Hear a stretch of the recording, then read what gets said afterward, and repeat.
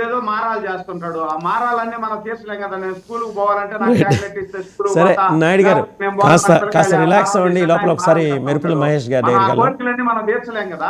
నాయుడు గారు ఒకసారి మెరుపుల మహేష్ గారి దగ్గరికి వెళ్దాం. ఎవడరా ఆపేది? అంబటి రాంబాబు గారు కామెంట్, పుష్ప 2ని ఎవడరా ఆపేది? ఎందుకు సడన్గా ఇది ఒక డైవర్షన్ కదా, మీకు అనిపించట్లా? ఆయన ఏమంటాడు, ఎంతమంది దుష్ప్రచారం చేసినా అడ్డుకోలేరు, ఎన్టీఆర్ సినిమాను చూడకుండా బహిష్కరించాలని ఎంతో ప్రయత్నం చేశారు కానీ ఆపలేకపోయారు, అలాగే ఇప్పుడు పుష్ప 2 సినిమాను కూడా ఎవరు ఆపలేరు. ఎందుకు ఆయన ఇప్పుడు అంబటి రాంబాబు గారు అర్జెంటుగా పుష్ప 2 మీద ఎందుకు అంత ప్రేమ వచ్చేసింది? Sir before answering to this మీకు అడిగిన క్వశ్చన్ ఆన్సర్ చెప్పే ముందు సార్, ఫస్ట్ టైం అంటే చాలా రోజుల తర్వాత నాకు ఈరోజు ఒక నేషనల్ లెవెల్ మీడియాలో ఒక రిపబ్లిక్ లేకపోతే ఎన్డీటీవీలో కూర్చొని ఒక ఆదాని మీద చర్చ ఎలా ఉంటుందనే దాని మీద మీరు ఈ రోజు ఇంత చర్చ మాత్రం చాలా హ్యాపీగా ఉంది సార్. ఎక్కడ సేఫ్ ఆ బోర్గెట్ అనేది కాకుండా ఇది చాలా హ్యాపీ, ఇది చాలా మాకైతే చాలా మంచిగా అనిపించింది. Thank you for that first. ఎందుకంటే పర్లేదురా వీళ్ళ దగ్గర కూడా ఆదాని గురించి మాట్లాడచ్చు, వీళ్ళకి ఆ స్థాయి ఉందని మమ్మల్ని గుర్తించినందుకు డెఫినెట్లీ. అంటే you are all learned persons. Naidu గారు కానీ ఆయన ఎంత కష్టపడి ఆ పార్టీలో ఆ స్థాయి దాకా వచ్చారు. అలాగే మెరుపుల మహేష్ ఒక లాయర్, సోషల్ యాక్టివిస్ట్, మస్తాన్ గారు 30 ఏళ్ళు జర్నలిస్ట్. ఎందుకు మాట్లాడడం? మనం జాతీయ స్థాయి అంశాలు మాట్లాడాలి. మన నెత్తిన వచ్చి కూర్చున్న దరిద్రాలను వదిలించుకోవాలి మనం. అదే సార్, ఇప్పుడు చంద్రబాబు నాయుడు గారు మాట్లాడాలంటున్నారు. ఎస్ ఎగ్జాక్ట్లీ, చంద్రబాబు నాయుడు గారు మాట్లాడాలా.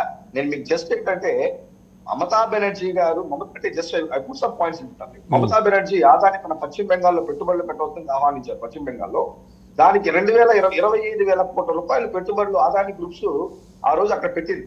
ఎవరికి? మమతా బెనర్జీ గారికి పెట్టడం జరిగింది. దానికి ఆమె ధన్యవాదాలు తెలపండి. సేమ్ అదేలాగా కేరళ గవర్నమెంట్ లో కూడా వాళ్ళు ఒక ఎయిర్పోర్ట్, ఏదైతే ఒక ఎయిర్పోర్ట్ ఉందో సంథింగ్ ట్రాన్స్షిప్మెంట్ పోర్ట్ కూడా అప్పట్లో వాళ్ళు చేయాల్సిన వర్క్ కి కాంగ్రెస్, ఎల్డీయూ, కమ్యూనిస్టు ఎవరైతే మాట్లాడుతున్నారో వాళ్ళ వర్క్ ను కూడా ఆదాని గ్రూప్స్ కి ఇవ్వడం జరిగింది. అక్కడ కాకుండా కాంగ్రెస్ లో చాలా పైన లేనటువంటి శశి థరూర్ ఎవరైతే ఉన్నారో తన సొంత నియోజకవర్గమైనటువంటి తిరువనంతపురంలో కూడా ఆ ఎయిర్పోర్ట్స్ యొక్క వర్క్ ని ఆదాని గ్రూప్స్ కి ఇవ్వడం జరిగింది. ఇచ్చి వాళ్ళు తీసుకున్నందుకు శశి థరూర్ గారు ధన్యవాదాలు కూడా చెప్పడం జరిగింది. ఆ తర్వాత మహారాష్ట్రలోని దిగి ఎయిర్పోర్ట్ కాంగ్రెస్, శివసేన, ఎన్సీపీ ప్రభుత్వం 705 కోట్లకు ఆదాని గ్రూప్స్ కి ఇవ్వడం జరిగింది. సో ఆదాని ఇదేలాగా 2013 లో ఐ మీన్ రాజస్థాన్ గానీ, తమిళనాడు గానీ, ఇలాంటి ప్లేసెస్ లో, ఒడిశా గానీ ఇలాంటి ప్లేసెస్ లో కూడా ఆదాని వాళ్ళు గ్రూప్స్ బిజినెస్ చేయడం జరిగింది. సో ఆదాని వాళ్ళ గ్రూప్స్ కి భారతదేశంలో బిజినెస్ చేయడం కొత్త ఏం కాదు. వాళ్ళు భారతదేశంలో కాశ్మీర్ నుంచి వెస్ట్ బెంగాల్ వరకు వాళ్ళు డెఫినెట్ గా చాలా చోట్ల బిజినెస్ చేశారు. బట్ వెరీ అన్ఫార్చునేట్, కాంగ్రెస్ లో చేశారు, వెస్ట్ బెంగాల్ లో జరిగింది. బట్ మన రాష్ట్రానికి వచ్చేసరికి బేసికలీ మన రాష్ట్రంలో లీడర్షిప్ పట్ల 2019 నుంచి 24 దాని వల్ల ఈరోజు ఏమైందంటే ఆదాని గారు కూడా అక్కడ దాకా మన దాని ఏమంటారు అమెరికా లెవెల్లో కేసు పెట్టుకోవడానికి కారణం ఏంటంటే కేవలం మన జగన్మోహన్ రెడ్డి గారి ప్రభుత్వంలో చేసుకున్న ఒక డీల్ ఏదైతే ఉందో దాని వల్ల నేను బయటపడడం అంతా చాలా దౌర్భాగ్యం. ఈ రోజు అందరూ మాట్లాడాలి. ఈ రోజు ఖచ్చితంగా పార్లమెంట్ డిస్కషన్ జరగాలి. I request Shashi Tharoor to should speak about Adani గారు. అంటే మీకు ఇచ్చినట్టయితే ఆ రోజు మీకేమో లబ్ధి పొందిందా? కేరళ వారికే లబ్ధి పొందిందా? మమతా బెనర్జీ గారికి లబ్ధి పొందిందా? We bring all the politicians, Indian politicians to discuss in parliament discuss చేయాలా? సరే మహేష్ గారు, ఒకటి చంద్రబాబు గారు మాట్లాడాలి, పార్లమెంట్లో బీజేపీ మాట్లాడాలి, జనసేన మాట్లాడదా? సార్ సార్ ఇక్కడ చూడండి, నేను మీ దగ్గర లెక్కలు చెప్తున్నా. 25,000 కోట్ల రూపాయలు మమతా బెనర్జీ గారు పని చేయించుకున్నారంటే టీఎంసీ. మరి ఈ రోజు మాట్లాడాలి ఎంపీ అంటున్నాను.